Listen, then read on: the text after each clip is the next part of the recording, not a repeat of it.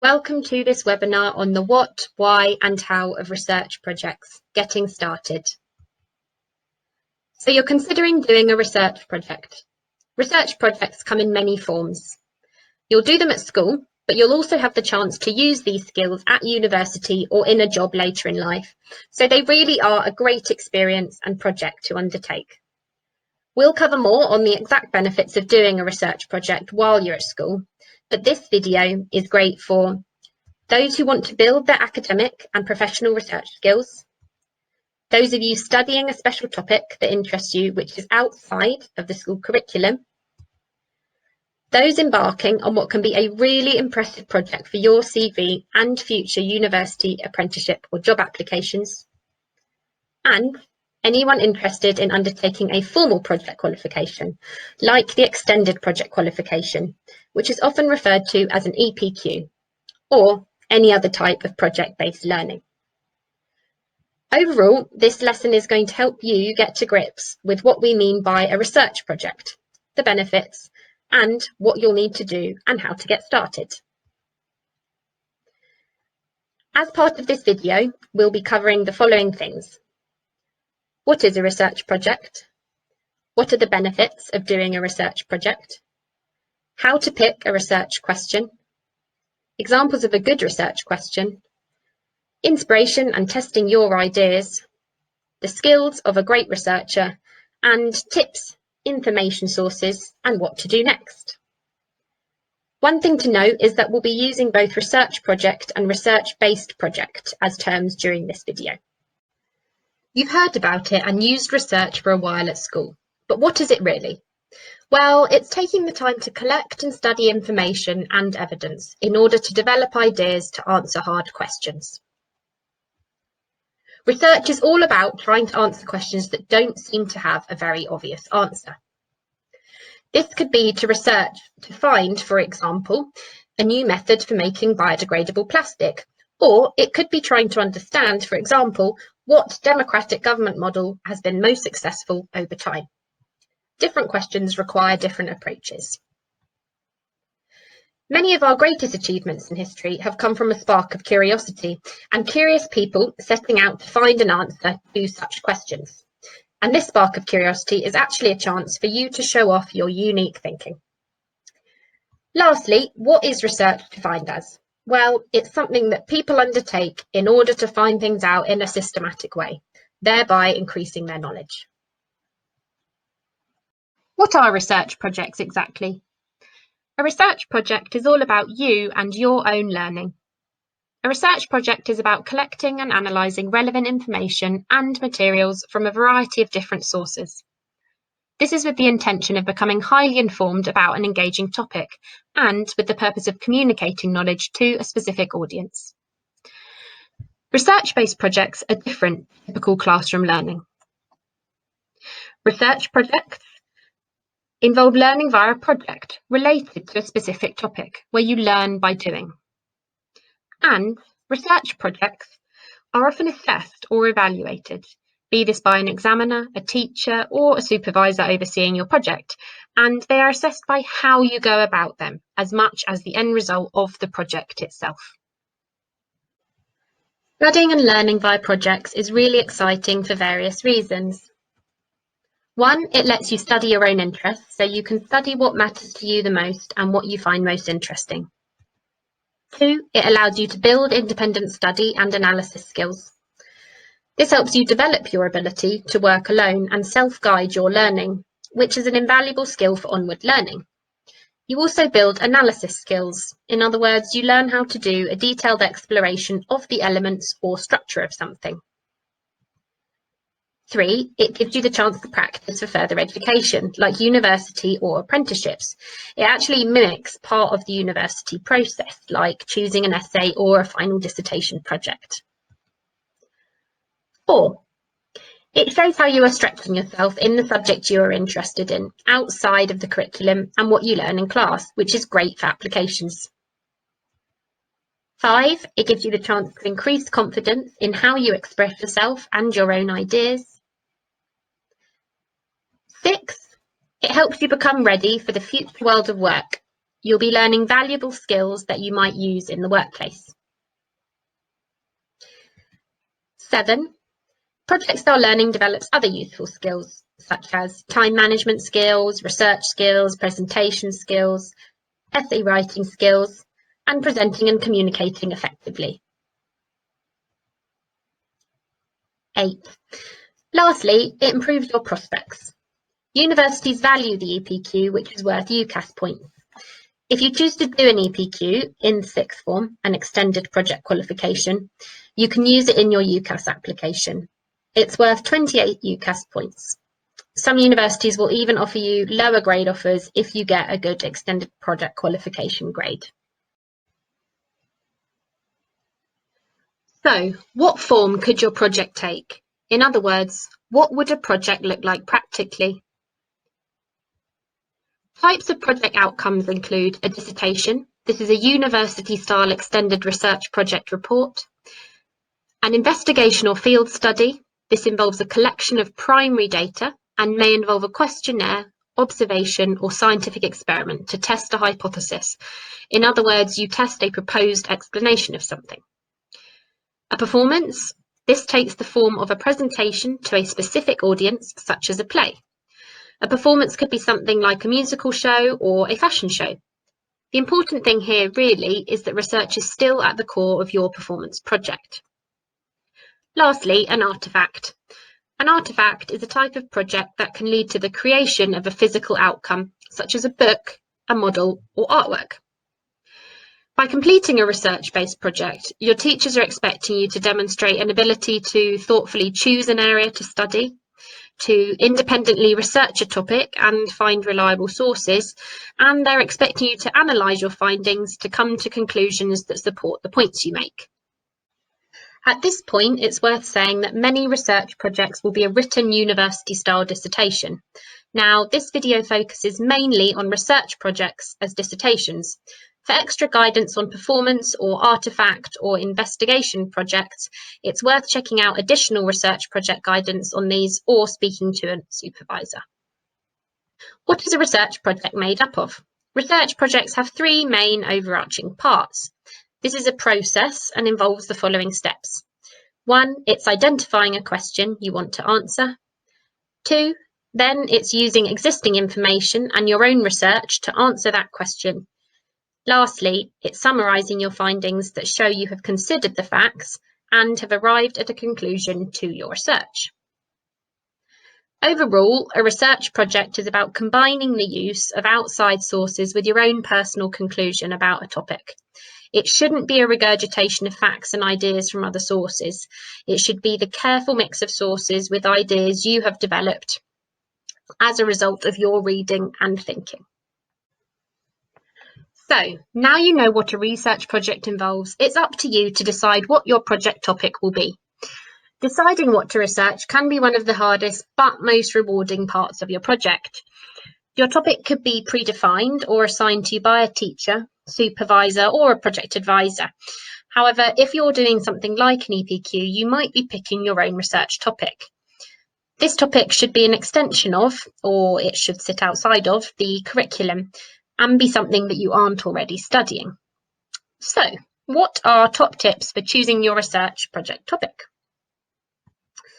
Look at other writing, look at other libraries' resources, skim through titles of other research, and read their introductions. This might give you inspiration, or you might have suggestions for further research. Talk to others. What topics are other students considering? Does this spark an interest for you? Discuss your ideas with others, as questions might help refine your focus. Think about your own interests. What topics have you found most interesting, and is there an element that could be developed into a research project? What's missing from your curricula? Is there a related topic that hasn't been covered in your school subjects? Be critical. Is there something in your school subjects so far that you have been sceptical about, or that you've questioned, or which you think needs further study? Finally, materials that you can understand. These are the foundations of your project. In this case, it's the roots of this tree. Are there materials out there that you can easily understand? If all resources that you find seem particularly difficult or complicated to understand, then you might want to consider a different topic. Overall, read around your topic and ask why. Reading about topics and questioning them could give inspiration for what to pick. Your research project title, your research question. Once you have chosen a topic for your research, you will need to pick a title. And as a general rule, research projects work well when there is a clear direction. One way of ensuring this is by having your project title as a question, or through responding to a specific challenge if you're doing a practical project, like a performance or a physical production of something like a book. Your title will often be made up of your research question or this challenge. So, what is a research question? At its most basic, a research question is related to a topic to be answered, and the whole purpose of your research will be to provide an answer to this set question. People tend to think differently about research questions. Some people might think that it's not too difficult coming up with one and that this should be fairly easy to think of. But for others, research questions can be one of the hardest parts, and you may feel like you don't know enough about a topic to know what sort of questions to ask, or challenge to pose yourself, or even in the scope of the topic or recent developments related to your topic. Overall, a good question is one of the most important steps, and this is what your project hinges on. Without a good research question, a project won't have direction, so research could end up being a bit misguided. So what are our tips for picking your research question? We'll go through some examples of what a good research question looks like, but first, a few quick tips for picking one. 1, it shouldn't be too broad. If you could imagine writing a whole book on it, it's probably not narrow enough. If you are writing a few thousand words for a written dissertation, this may sound like a lot, but after you summarise your evidence and findings, it's actually not as much space as you think. So you need to pick a focused question that isn't trying to answer too much. 2, pick a topic that strongly interests you. You will be dedicating a fair amount of time to this, so you should enjoy it. This is an exciting chance to focus on something you enjoy.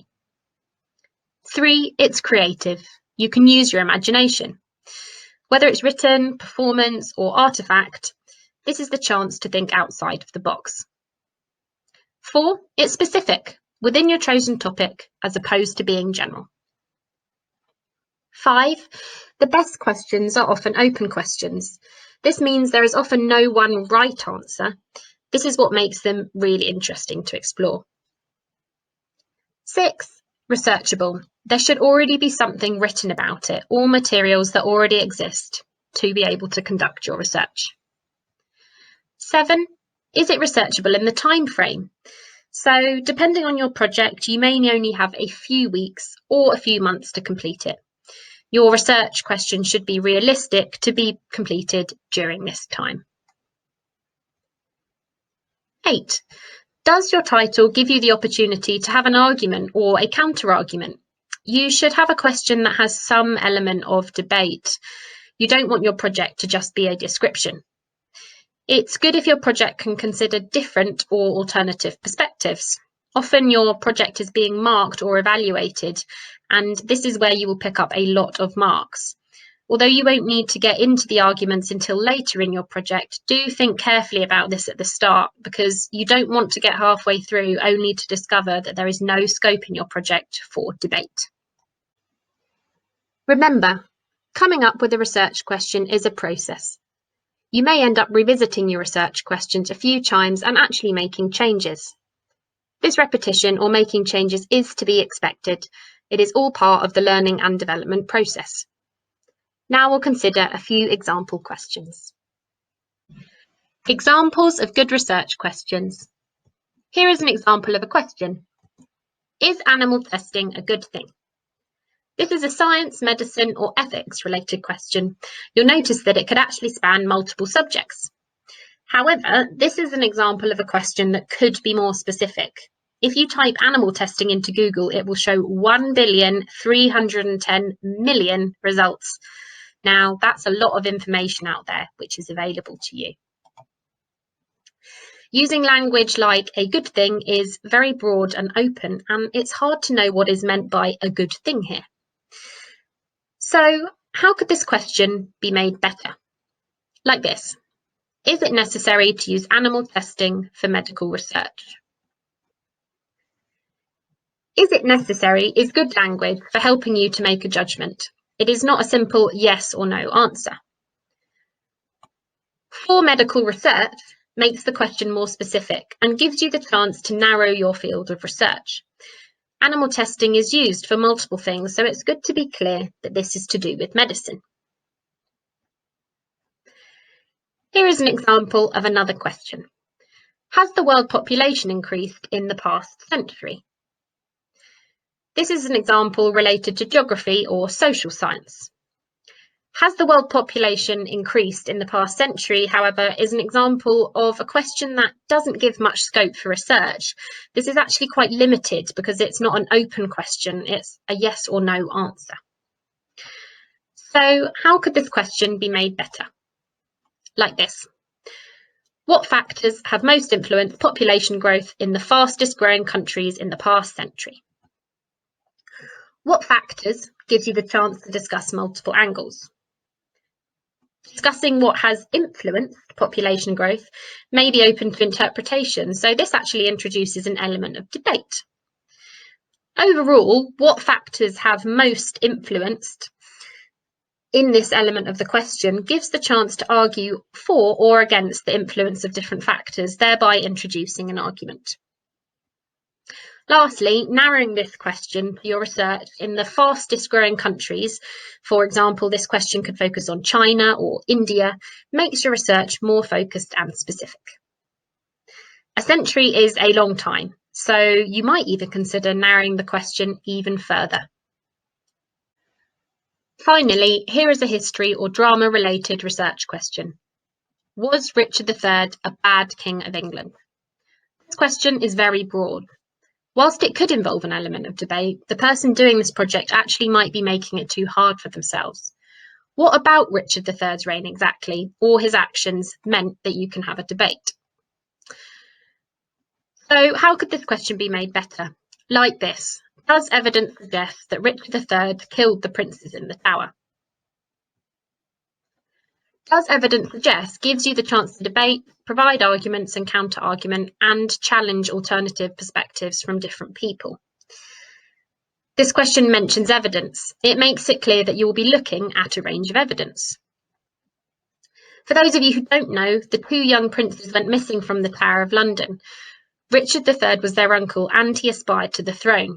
So this is an example of a specific and answerable question about a specific event for you to address, all the while involving an element of debate.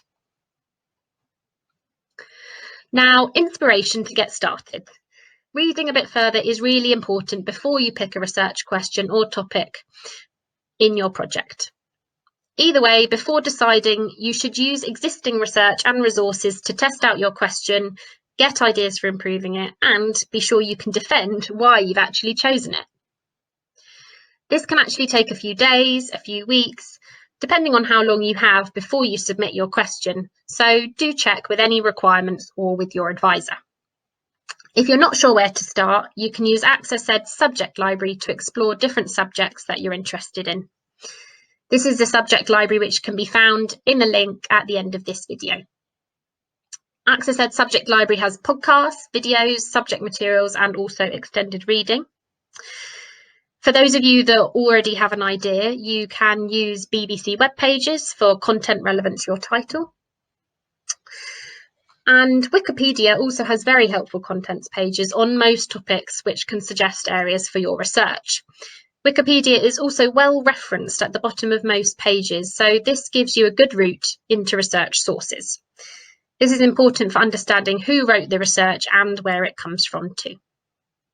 Likewise, you can go into AccessEd research-based curricular library, and this has course books to see what real-life researchers are working on in your subject area.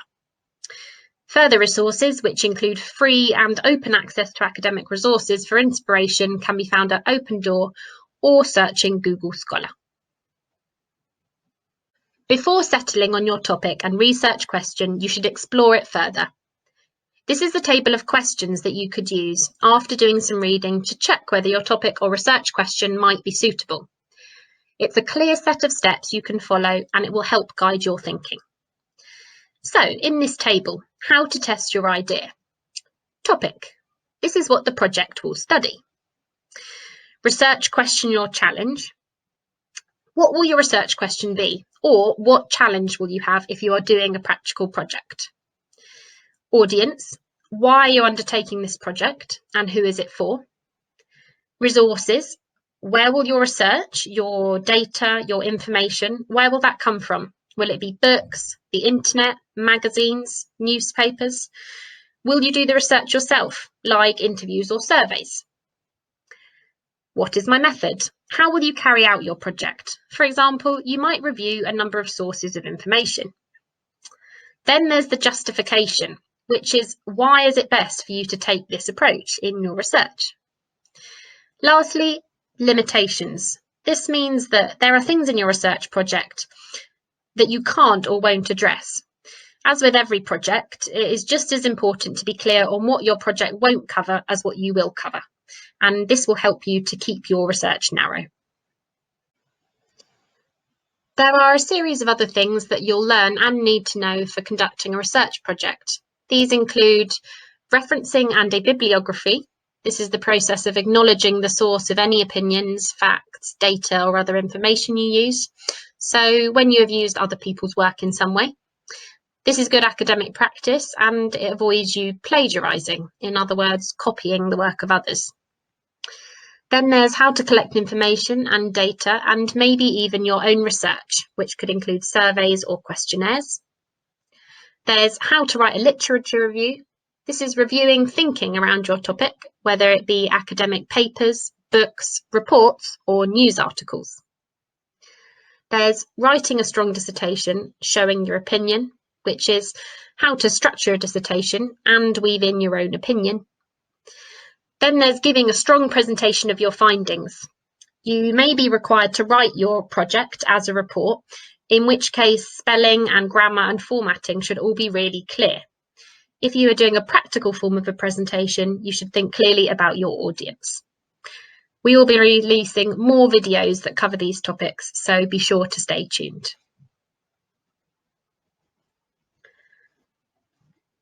To recap, here are the final tips we have in mind for being a good researcher. These are skills we touched on earlier and are ones that you can build. Now, research projects can seem a bit intimidating, but don't worry, being aware of these skills will help you in doing your project. Our later videos in this series will go into some of these in more detail, so do stay tuned. So, 7 skills of a good researcher. Organising and creating a good plan. Create an outline with key deadlines for your project so that you stick to them. Critical thinking skills. This is the ability to analyse facts and form a judgment. Being open to feedback and making changes, receiving feedback to help refine your project is really important. The ability to argue and debate a point. Having good writing skills.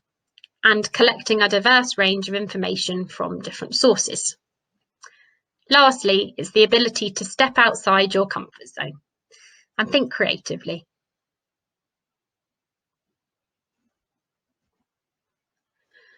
So, what if my research doesn't go to plan? Well, this is not a problem. It means that something was tried and tested, and it does give you the opportunity to learn. You should expect to make changes to your research question in the very early stages. You should expect to change your mind about things as you go, which is why you do the research bit first, before presenting your findings. And you should expect to discuss with your teacher or advisor as you go along. As you learn more, you'll likely change your mind and even need to tweak your exact question, but they can help. So how to prepare for this? Well, give yourself extra time. Expect everything to take longer than you might think. Write a backwards schedule. Start with the due date and then work backwards at what you should be doing at each stage. Review this with anyone who is helping you with your project to make sure that you haven't missed something too. Lastly, leave time for revision. That's rewrites or changes and referencing properly to meet any marking requirements. So, final tips for research project success.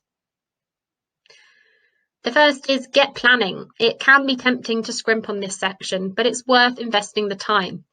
You could have a brilliant project, but if planning is not in place, this could set you back. So plan your topic and research question, make a timeline of when you're going to work on your project, and set yourself deadlines.